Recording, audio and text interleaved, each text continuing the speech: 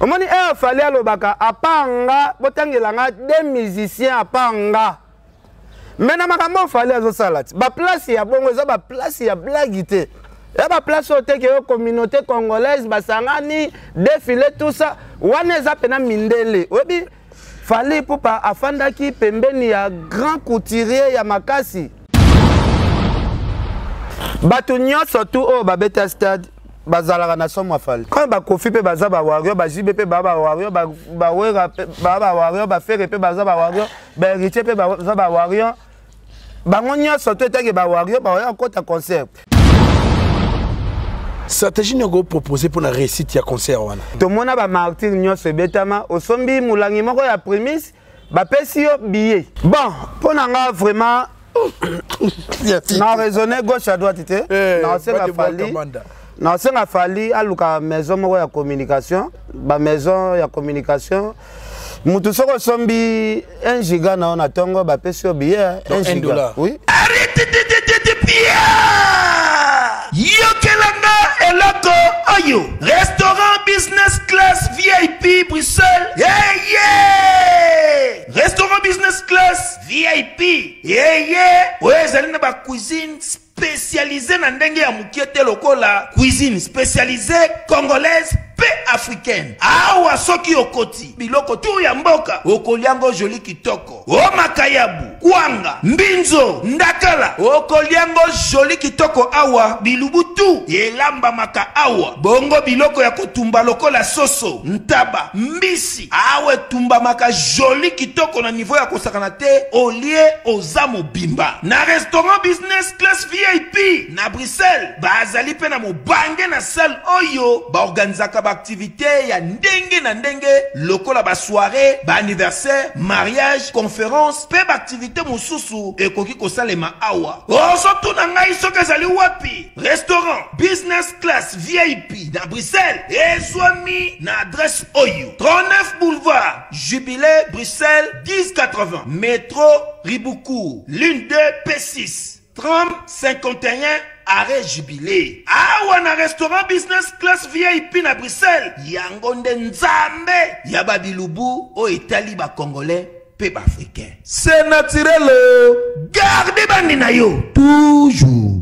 Placide et Bio, le patron de business class. Kolo griffe aluka nani fabeng sabato baza influent na monde. Ke bato ba influent penake soki ba lati griffe wana na nzoto et pour ça bato belé bakende baluka basomba vali na yebisa yo na Congo na biso na musique fallait ça to compara fallait dans mutu moko te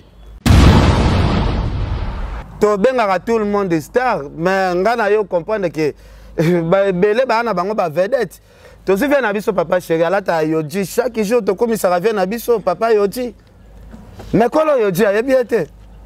Vous comprenez? À ça la promotion à Yodi, sous promotion à Félé. Ce qu'il fallait que ça la promotion, oh yo bakolo griffe ba bengi si yo. Banaki, bana poto, bana mikili. Yokelanga eloko oyo. Soki olingi ovanda na ba condition ya kitoko, belengi. Tala esika ya kovanda. Yango yo. Flat Hotel Joli Kabelo CPI. Awa soki oye.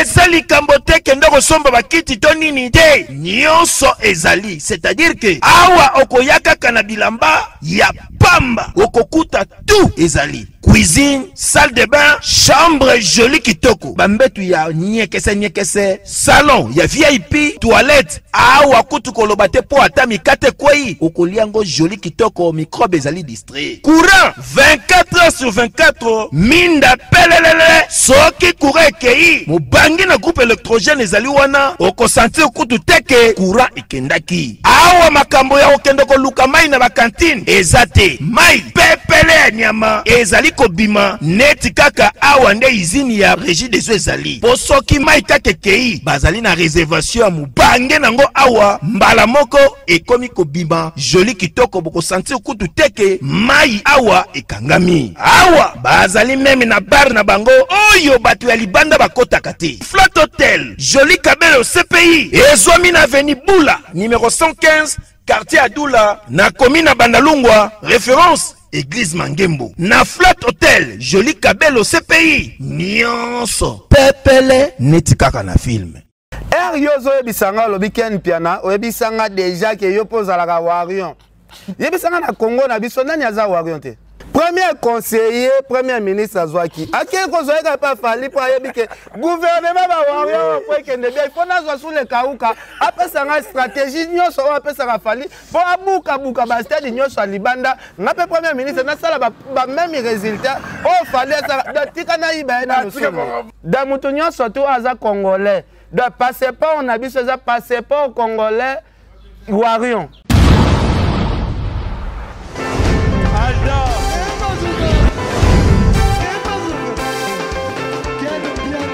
Personne m'a connu, le monde est quel bien. Ailleurs, il y a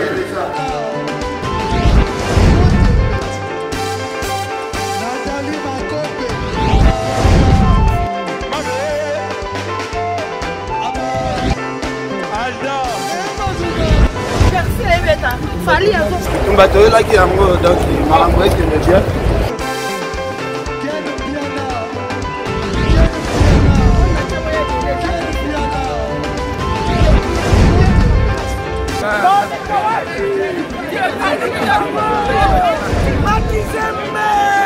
Ah bon? J'ai des mon conduit. Ouais. Ah, ouais. This is London. This is London City. Aïe! Mwana bendana. 3 jours de fête de la femme. Yeah! Awa chez Djongade. Ngandantaba. Et si kawa ambiance ezali kolala na niveau ya 2 fois te. Paris et kozala tomber sans résistance. Na cadre ya mois de la femme. Le 8 mars, auto célébration journal international de la femme. Yango chez Djongade Ngandantaba. Babongisel bino 3 jours de fête de la femme avec Bartiste et à 2 fois te. Na programme Lokola Mokolo ya vendredi 11 mars 2022. Bokozo artiste musicien Suzuki Luzubu 4x4 et longona groupe naye bako sepel Sabino Ozako Lia Ozako Mela P Ozako Bina. Le vendredi 11 mars 2022 chez Djongade. Venez savourer la bonne musique et puis bonne fête à toutes les femmes parce que les femmes on va les honorer le vendredi. Et Mokolo ya samedi 12 mars 2022 Bokozo CNN Alligator et longona groupe naye Oyo bako sepel Sabino na banzembo ya kitoko. Journée internationale des droits de la femme. Alors ba maman bino batu bozali à l'honneur. Botina ba texto na bino, banzembo bino bolingi, toyembela bino banzembo selon choix na bino. Dimanche 13 mars 2022, Sombele Souka Bisanga, Bokozwa, Emilie alias de Mingongo, la voix qui cloche, et Longona, Wenge Poussala Tofanda, Bako Bini Sabino Barumba ya solo, Peba Danse ya Elengi, Ozako Lia, Ozako Mila. Chez Djonga Denga Nantaba, adresse Zaka Kasemoko, numéro 12, rue Puy Dixmer, 94 310. Orly, Ozamo Bimba, na kati ya Paris, pe au vivre événement. Poche Djonga Denga Nantaba, Yangonde Moboko ya ambiance, na kati ya Paris. Non, ba supporter bagangi.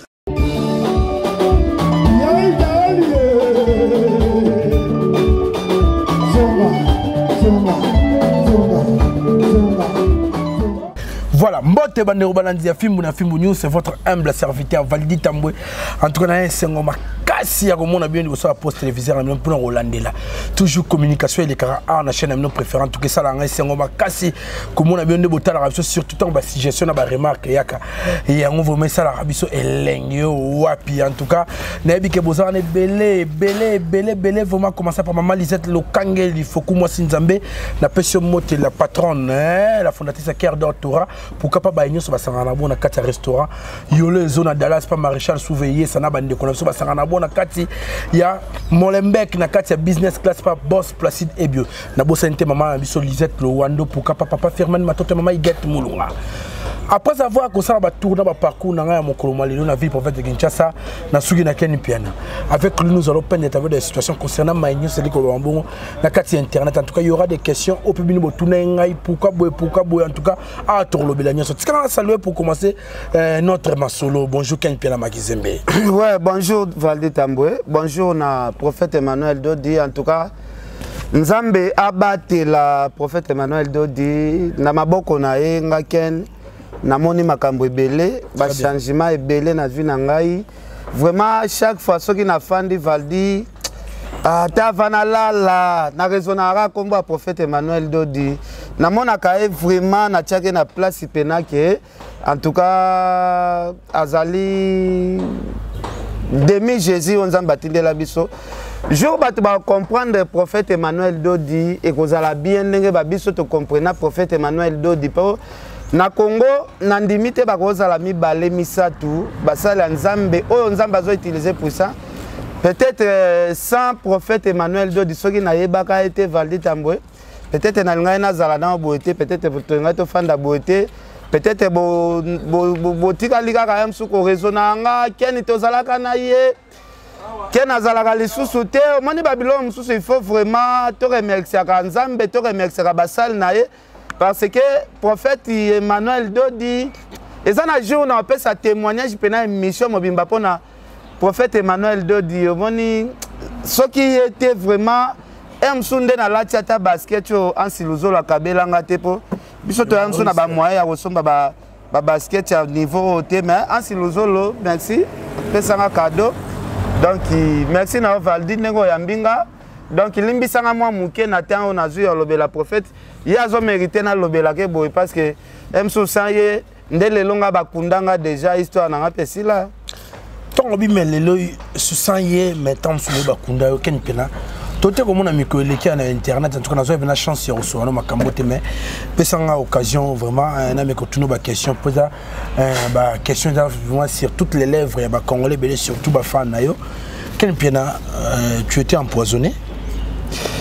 Bon, eza question mutumsu peut-être à retour na yo retour na question na te. Tu na tous les bateaux, moi ya bike bateau bateau. Bien très bien. Donc ma solo ezala ki bongo mais Nzambe wa bolingo, Nzambe ya mawa, ayokela nga mawa pe, peut-être moi ba acte mususu na salaka, emso moi tamu keka na genda passer na église ya prophète Emmanuel Dodi, Nzambe ayokela nga mawa, balobi nyoso o eza nini baloba ngo nini.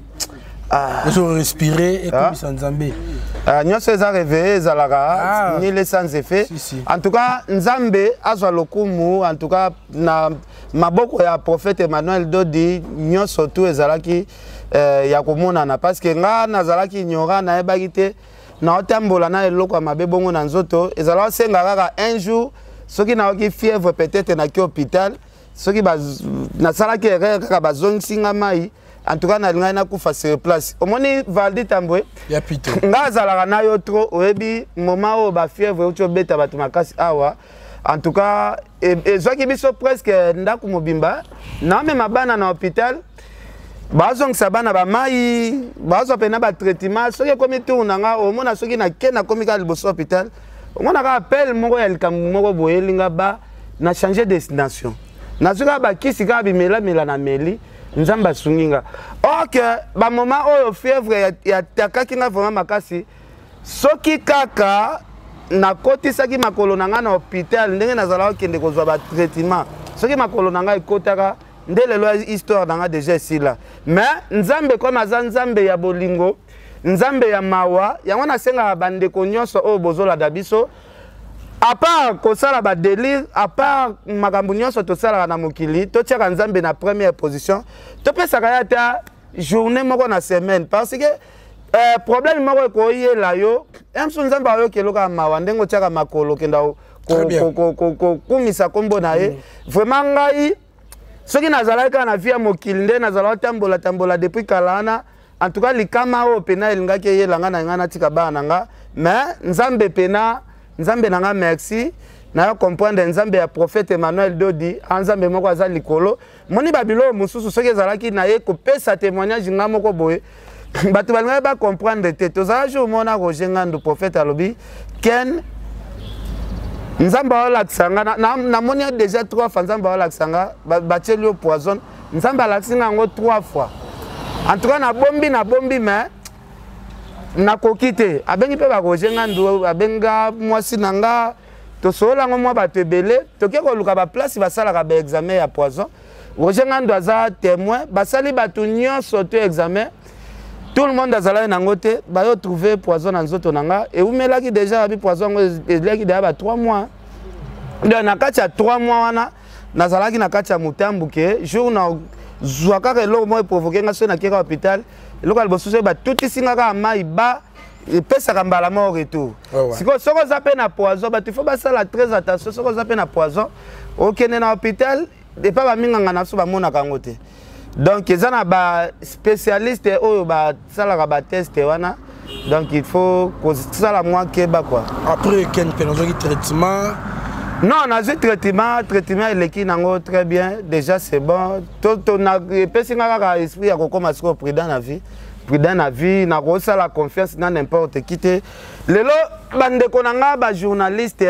nakosenga bango balimbisa nga mingi baobenga nga ndeka tosala baémission depuis kala soki baomona peut-être na manifester présence na nga te parce que somo nayokaki elongolinga mwa confiance ebele na bato nayebi ke côté wana ozala mwa confidentiel moke oyo koemettre mamba bongo na télévision mais yo moko en soi ozwaki mwa batrace ya wapi nde kokosala mato nani nde akoki kosala bi otanga komba mutu te bon naotanga komba mutu te mais nayebi ke ouais père na biso ya sala na porte ya kofi en tout cas nako cité komba mutu te mais naza mutu nayebi ke eza na likopa moko esalemaki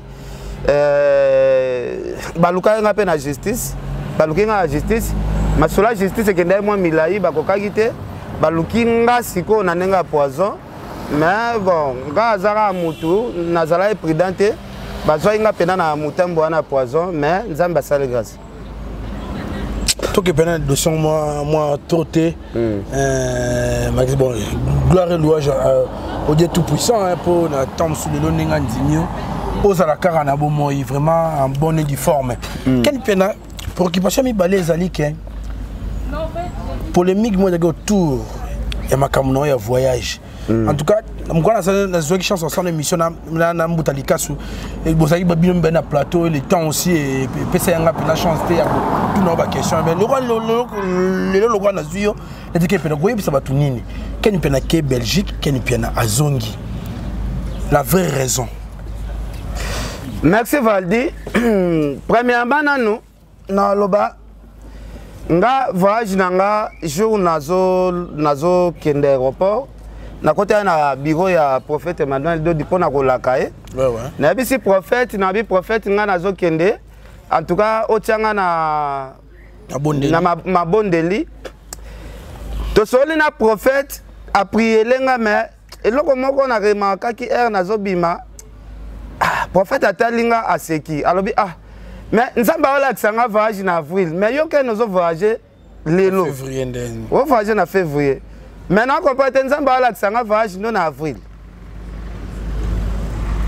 donc Valdi na loba awa pona na flatter prophète Emmanuel Dodite pona kosela e makambu te parce que wana ezana ti okosela nzambe makambu en tout cas prophète alobaki na ekaka bongo mais singa bi bon voyage mais langage na liboso alobaki era bonde linga silisi alobi nzamba wala kisanga voyage no na avril mais ososombi ba billet ososombi nyonso kende kaka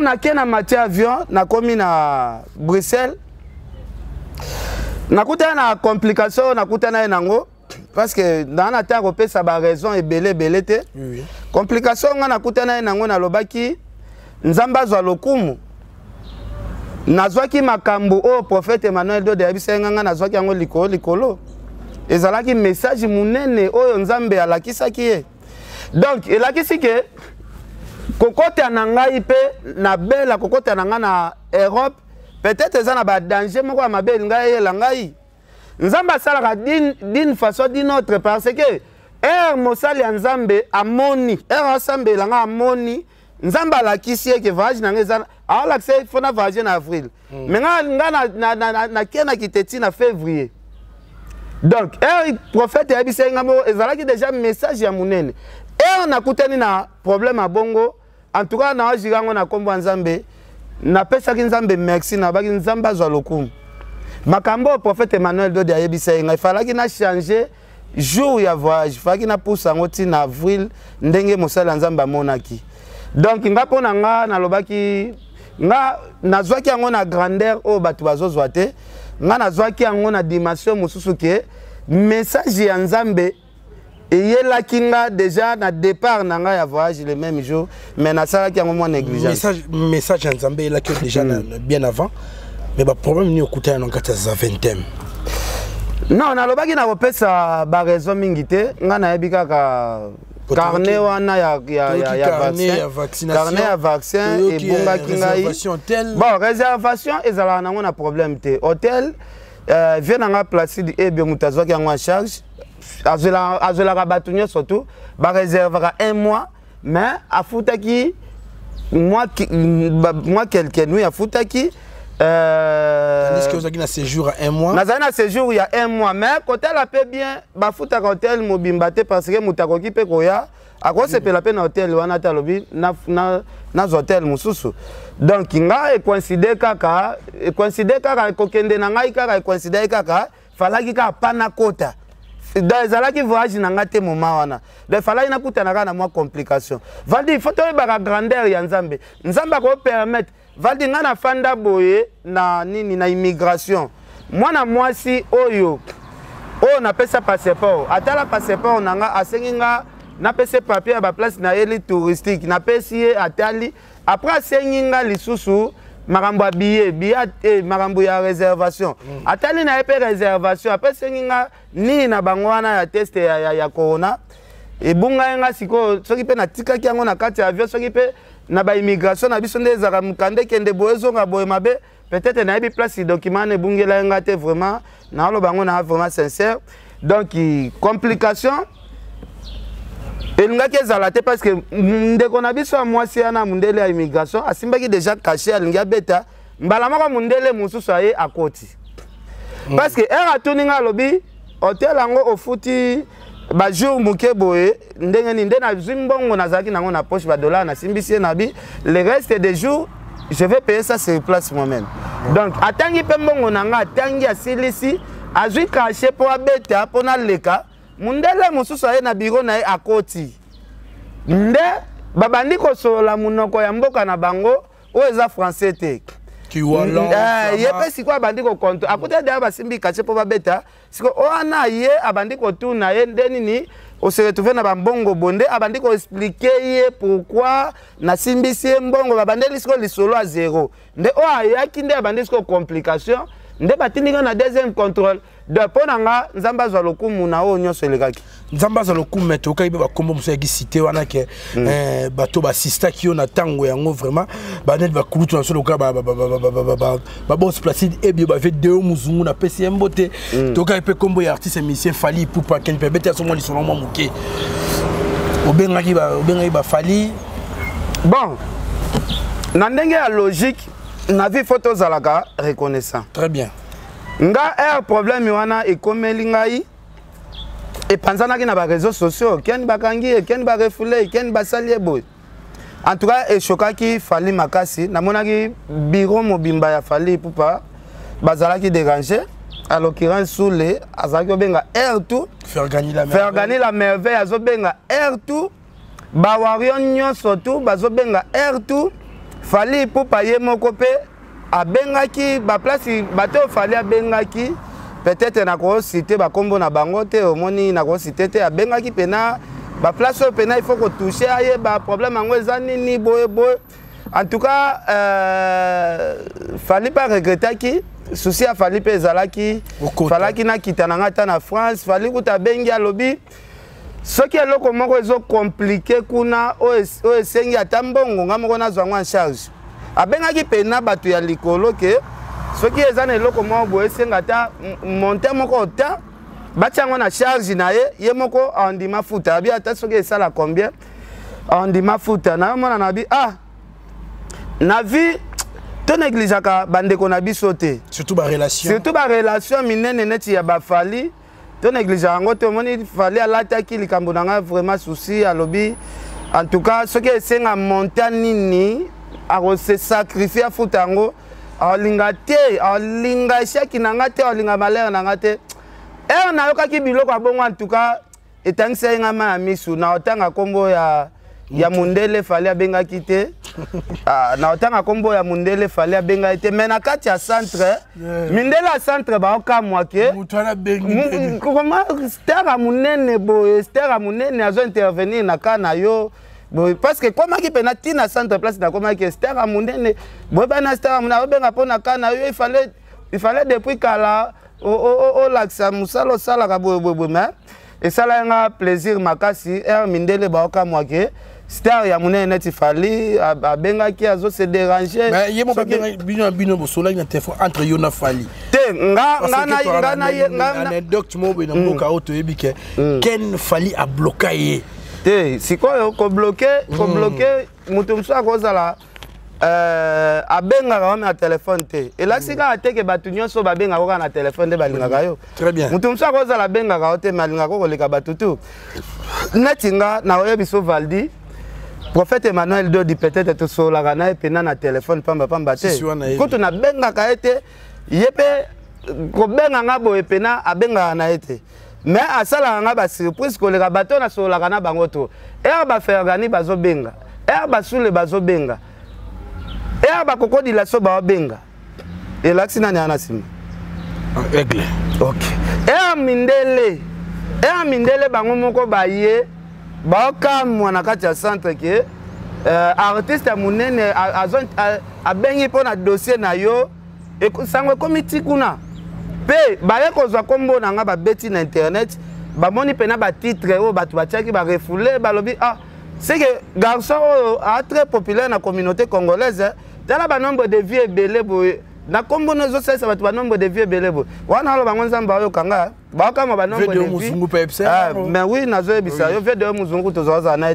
chaque temps donc ya makambu il fallait kaka ndenge lekaki ba fait nanga de muzungu ba regretter fort ba ansi luzolo ba ve Placide ebio masa nanga yo casserole félicitations parce que alongwaki pena Paris ayo zelanga tina na bela en tout cas sala nga pasi masa amoni solution ezate na se yaya zonga kaka zonga ngana wabunda na kaka na senga binde na zonga na ngamboka donc à ce qui concerne ba relation quoi bizé quoi que faux et zongi boy ke boy leçon ni otiré na tio da kulutu na leçon ni otiré ba do talon na parlé bon nga leçon na loba nga déjà fali pour pas na expliquer ba tu na zanga ndinga ko expliquer na loba ngo fali azali en dehors ya musique azala nos grands frères propre ya famille parce que biso père na biso na ma Monique baza pena bandeko ozo comprendre donc lelo na famille na biso pe to beba na père mo boy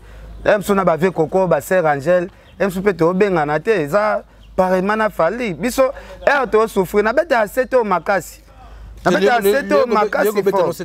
beta seto makasi na compagnie les lens sales c'est dans maboko ka ba fali wana ba bandi ko sunganga na ba moment très difficile ti lelo na zwara lisungi kaka ya ndako wana ka ba fali po fali azo edenga na mona ka aide ya ma Monique ezo continuer ti lelo très bien souci ma Monique azalaka nango po na biso na mona souci on ezo continuer ti lelo pa moi na fali. Bon, dossier to katanto évolue ma mouvement remobiliser belé. OK. Quand peine le gars combat fallait on bébé moi to vendre na komone moi moké. To moni lobby mo bangé na défilé de mode de Salamaki na maison ya Balmen et si cap to moni présence ya fali pour pas toujours représenter toujours Mboka pour Balmen les haute couture les maison mokete a te carapé cher nebu à ta poto boyebi to monagi présence à Messi, Lionel Messi, tout le monde a dit Neymar, tout le monde a dit Damso, tout le monde a dit qui n'a pas Didi Stone ou Lomide. Quel bien là, l'acteur n'y a pas sali. Non, l'acteur n'a pas en tout cas, image Johanna, na l'amour qui n'a pas moni. et panzani pena na ba réseaux sociaux na bi non. Congo na biso ezalaki vraiment représenté par Fally Ipupa na Diddy Stone. Moni bato muso ba comprendre raté. Ngalingaka Koffi Olomide makasi pourquoi parce que Koffi Olomide Fally Ipupa bimi na maboko na ye. Fally lelo azane tika mwana Koffi. Diddy Stone azane type mwana ya Koffi Olomide. Baki représenter image ya mboka na biso libanda. Valdi place ya neza place ya ba blague te. Omoni Fally alobaka apanga botangelanga des musiciens apanga. Mena makambo Fally azosala ti. Ba place ya bongo eza ba place ya blague te. Ya ba place ote ke communauté congolaise basangani défilé tout ça. Wana eza pena mindele. Obi Fally Ipupa afandaki pembeni ya grand couturier ya makasi.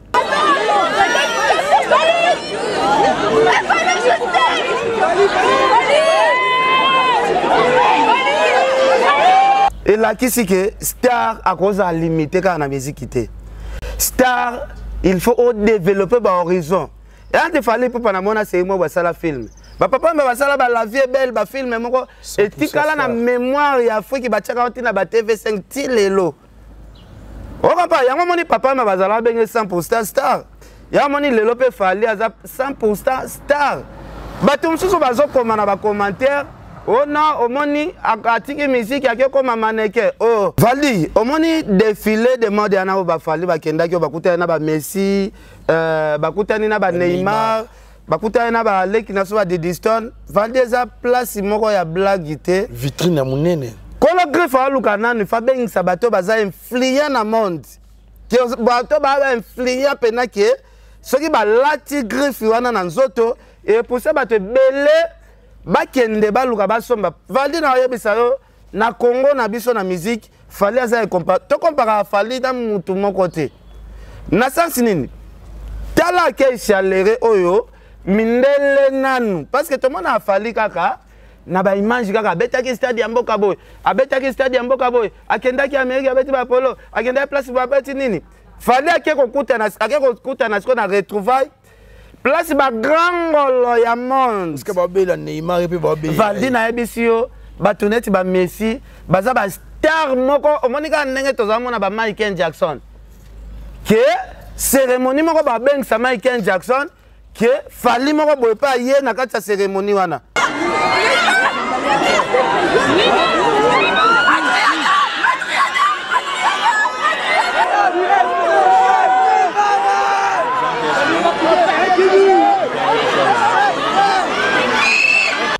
Vadi eza blague te.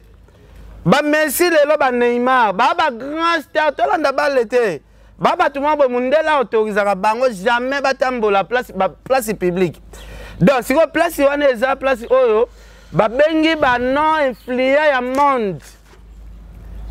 Siko na kati ya ba monde to ba non. Ba to ba na ba kombo moko za influent te, ba non influent. Yanzi ba kombo ba Fally na ba kombo moko très influent na monde. Très bien. Donc Fally siko ya ko se retrouver parce que toko ça na raté hein.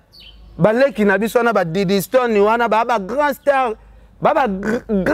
ya côté mode ya nini ba benga ko nini na bango ozoko ba Diddy Stone na grand mannequin ya blague te asala ba défilé de mode moko ya ba haut niveau telesco tapis rouge wana oyo ba Messi ba mati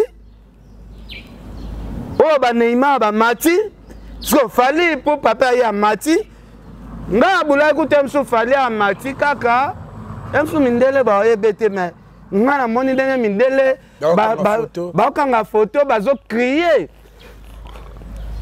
ko kanga photo ku teza problème te po ba loba mutu nyoso défila kana ba betake ba photo na kota maison bato ba kina ba téléphone vraiment ça mais Fally ke Fally po pa na biso ya Congo star na biso à côté tapis rouge to santé pena mindele ba telemi ba ganga te Fally nga na tala ki mange en tout cas moi cher de pour le BT nga na nzoto na bi mwana mobalo yo Fally a musika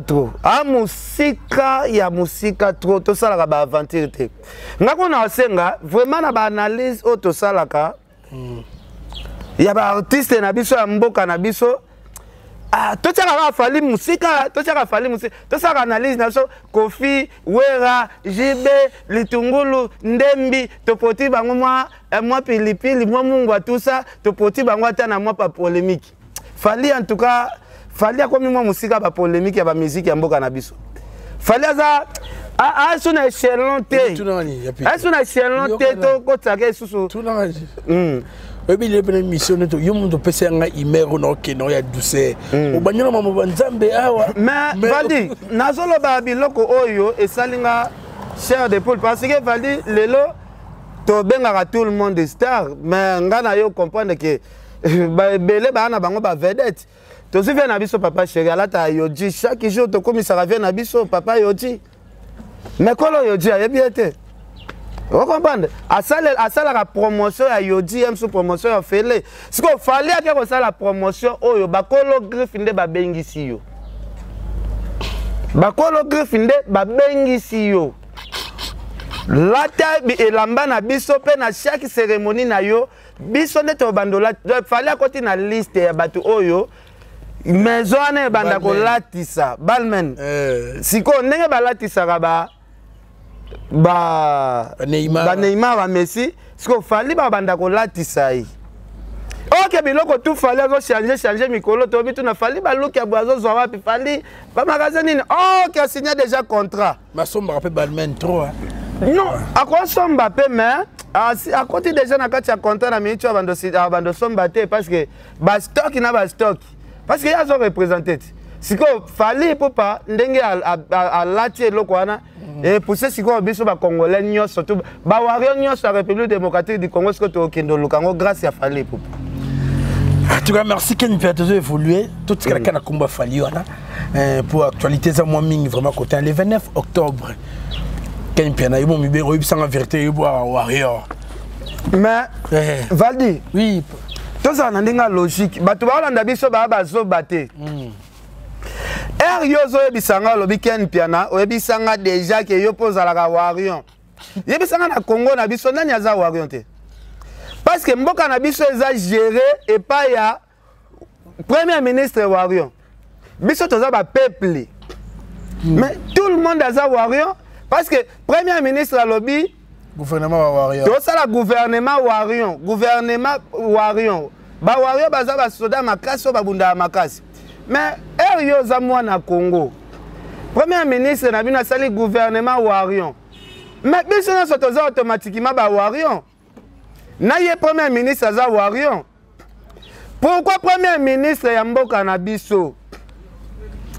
Azubo konzi yango na maboko yi. Premier conseiller, premier ministre Azwaki. A quel conseiller n'a pas fallu pour aller que gouvernement va voir il faut nous sous les kauka. Après ça une stratégie nous so après ça va fallu pour abuka ba stade nous so libanda. Na premier ministre na sala ba même résultat. Oh fallait ça tika na iba na oh papa. Les blaguité. Azona nous sous les ou ya kana nous awa. Wandi misapena batuke na gouvernement peneza ba warion. Le premier conseiller, le premier ministre, proche a fallu pour passer le kaoka. Dans la moutango, il y a boga na bongo.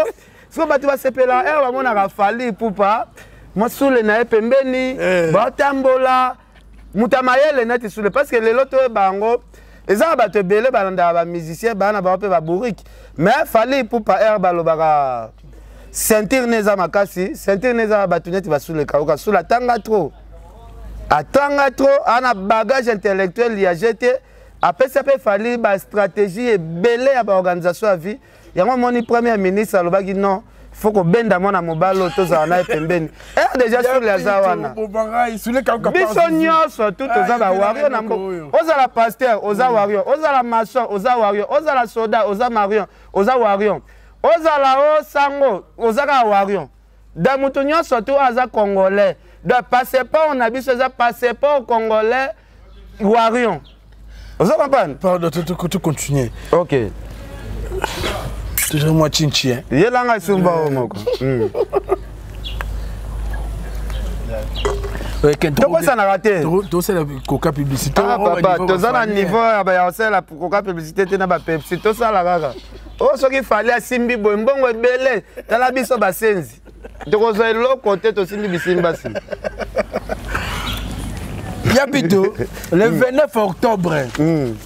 Après, ça fait que pour normalement, dans mon roman, on aurait comme la unité de mesures. Il y a la biso penacota. C'est ça. Tout ça, mon fleuri, mon fleuri. Donc, en fait, il y a combien ça? Babenga e bobo londe la lipasa bobo londe mais ba e banité ba monana te. Tolega. En tout cas, le 29 octobre, mon bangi na concert aux Arabes dans stade de Martyrs, il a fallu poupa. OK. Après ça fait que yo on studio ka ba chaka e kana défi ke kunande makambu boy na boy. Au bet sel nonyo sur le stade de Martyrs et comme le roi unité de mesure na te ken pena. Commentaire non mouki pour ba question ça pena katsa makambu stade de wana. Bon, Valdi Tamboué. Non, il y a des gens qui fallait habiter partout. On dit que ceux qui habitent stade. Valdi, tout ça la peine claire. Et ça, quand habité à stade de Martyrs na Congo na biso, il a fallu monter le long na Congo. Nani?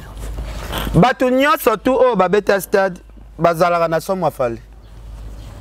Bi compter à l'extérieur quand il double. Au moment où stade de Martyrs, tu vas bêter na bango, tout va bêter. Mais est-ce que tu as un so pe bêter stade nyoso fallait bêter en Afrique? Tout ça la clair. La charité bien ordonnée commence par soi-même, fallait non. Mais awa il fallait na nous awa a bêter ngo ya reforcer te. A bêter ngo na autorisation ya l'état qui va pécier qui bêter calendrier na epeza la sortir. Ce qui calendrier permet jour moka kalango pour na stade de Martyrs ndenga calé siko. Et c'est bien parce que bastade au fallait abeti na Afrique, basalo fallait abeti lelo na monde. Tu vois que ba vient na biso basala ba tourner en ndenge na ndenge. Mais fallait sali ba tourner moko o déborder peut-être ba limite. Parce que batu bakoma kokumisa kaka makambu ya kala, makambu kaka ya kala. Ah, basala ba tourner boy, basala boy. Mais fallait ba tourner oazo sala do to ko kontaka ngote. Ba stade ye belle. Bon, Martyrs yango comme batu batela ki yango munoko kasi. Martyrs yango school. Tozozela 80 000 places. 80 000 places. OK. Ken Piana. On a une question, on a une Ken Piana. En tant que warrior. Et bangi sauté. Bon, ce qui n'a qui warrior peut-être un bangi sangai. Ce qui bisonne sur les Congolais, tu as warrior peut-être un bangi sangai. Si quoi, quand tu as biso azali initiateur ya combat ba warrior. Ndalinga sangisa ko ba warrior nyoso. Pour faut y bango lelo na Congo. Ndenge tu ba warrior biso nyoso. Quand ba kofi pe baza ba warrior ba jibe pe ba warrior ba wera ba warrior ba fere pe baza ba warrior ba héritier pe baza ba warrior bango nyoso to etake ba warrior ba ya kota concert sikoyo yo tuninga soki nini otuninga soki stratégie ni fallait ko sala te wana na comité na biso na tunyo sozo bangi sauté non zo bangi sanga te na mona ngo eza muke makasi na mona kutu espace ya neza muke na senga nde ba konzina biso basalisa misala ba travaux eza libanda o batie batol wana baluka basilisa ngo comme ça espace ane comme apolele parce que plein o ekozana na kati na mona ya libande koleka ngo parce que tout le monde akoya pena ngapo nanga fali ko beta stade Léona Congo stade na biso eza muke batonga kutu nde deuxième stade ke soki asilisi Martyrs akende na oasika ba otonga ya munene ata fatwa koleka o wana. Merci Ken Piana. Maintenant, on polémique autour, il y a affiche, il y a Pamba. Polémique, on vend du app. Et vendi, il y a affiche, il y a concert, mais Haché, pafte, les montants. Au bas de côté, là, qu'on a couille à billets. Ok. Bon, Valdi Tamboué. Premièrement, nous Martyrs, tu es bien bête maka. Martyrs, c'est la concert, moko, signera contrat na ba sponsor. Tout le monde a Martyrs nyonso betama osombi mulangi moko ya prémisse ba pesi yo billet. Non, oya bisanga artiste moko achaka prix ya billet boete, bezalaka osombi mulangi ya prémisse. Ba Martyrs tout est betama. Bata skol pe bazalaka. Ah, bata skol pe bazalaka ki osombi mulangi ya skol ba pesi yo billet. Fali pe lelo comme monde etemba na internet. fallait pas que la société moko collaborer peut-être alors ba ndenge stratégie ni na sala po bato bazo ba billet to bi ke mboka na biso etambola avec ba difficulté financière. Tant que tu sois lobby stratégie na vendre dans moké. Yo pe aux influents. Ou influent. On a chaîne a plus de 100 000 abonnés. OK. Ken piana. Ba warrior rebelle ba talaka yo. N'habité. Stratégie nous proposer pour la réussite ya concert wana. Bon, pour nga vraiment na raisonner gauche à droite té. Na senga fali aluka maison moko ya communication, ba maison ya communication.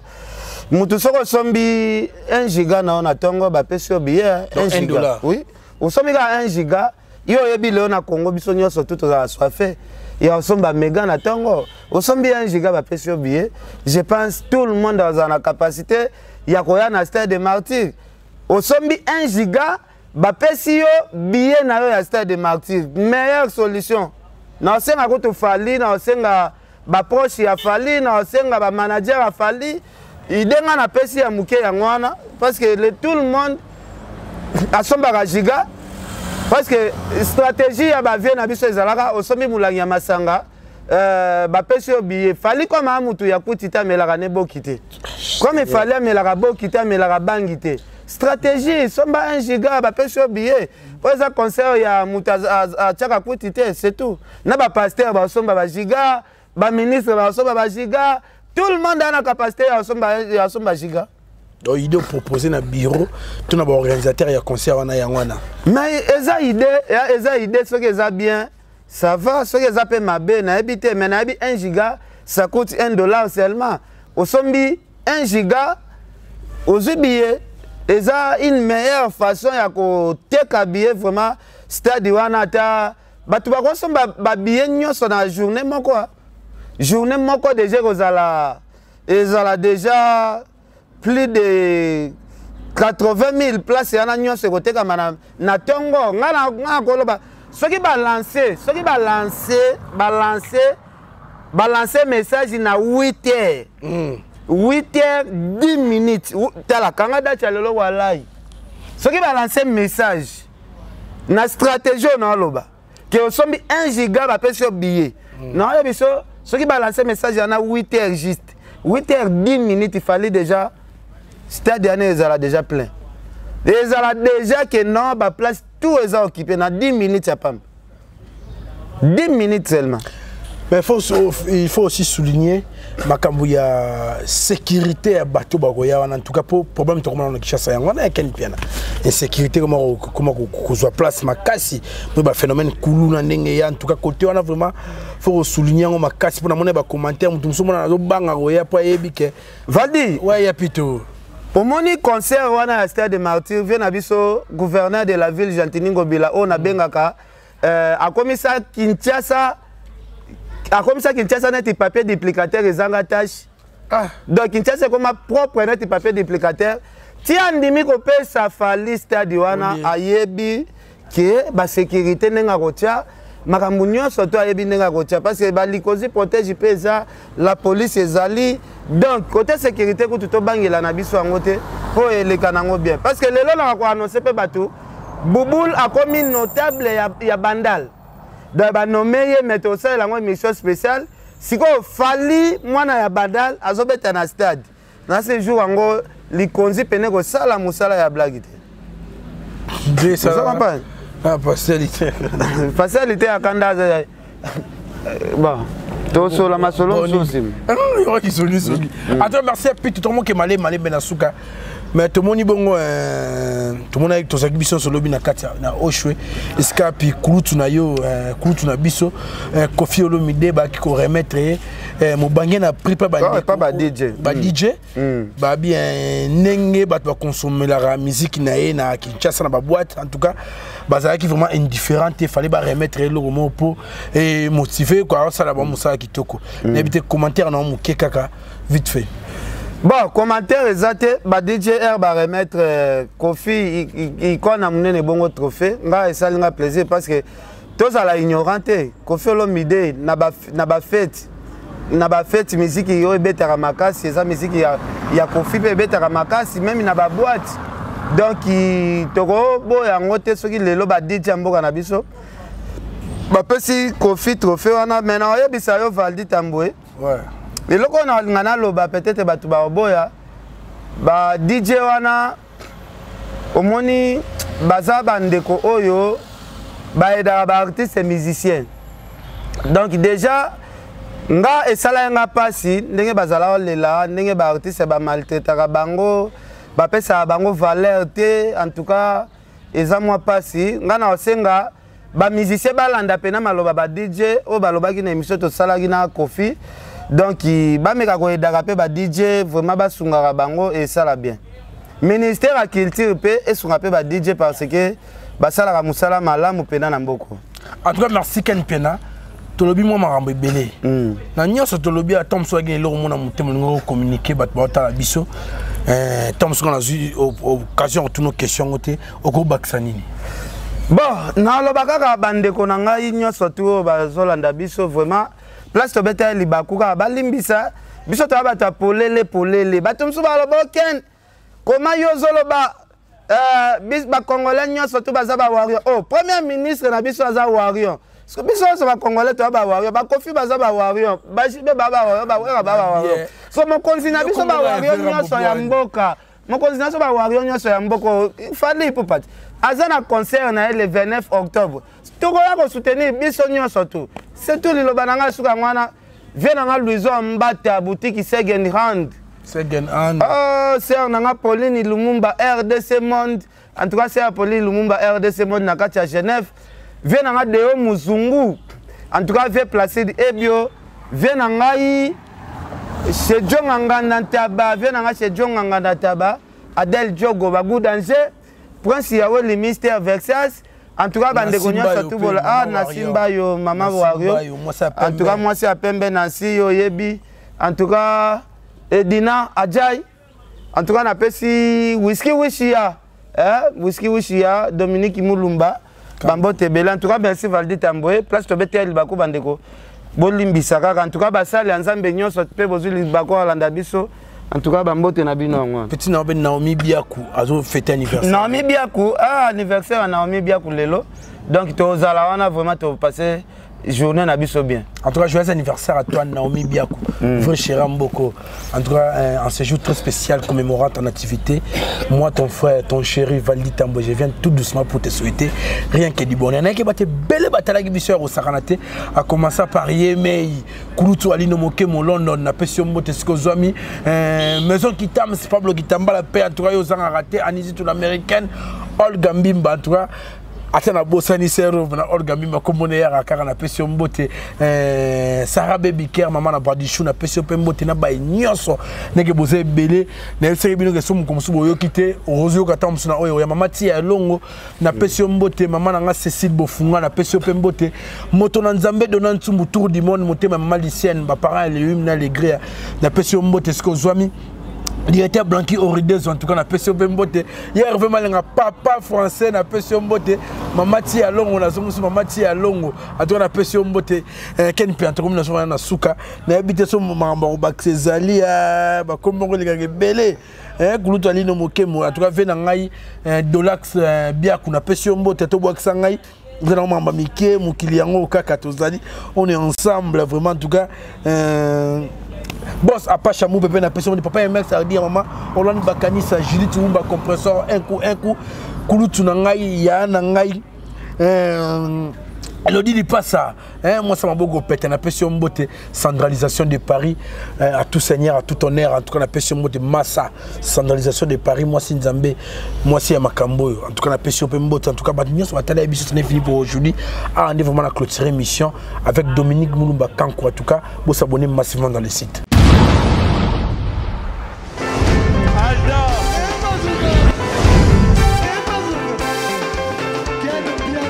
Personne m'a conduit, le monde est bien. Ailleurs, il y a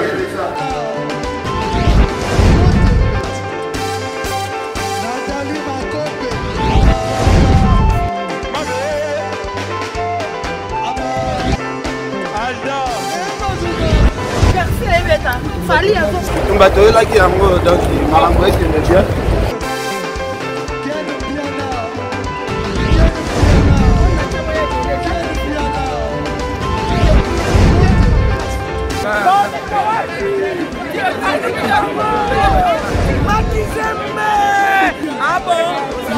Gideline Mokonzi. Ouais. This is London. This is London City.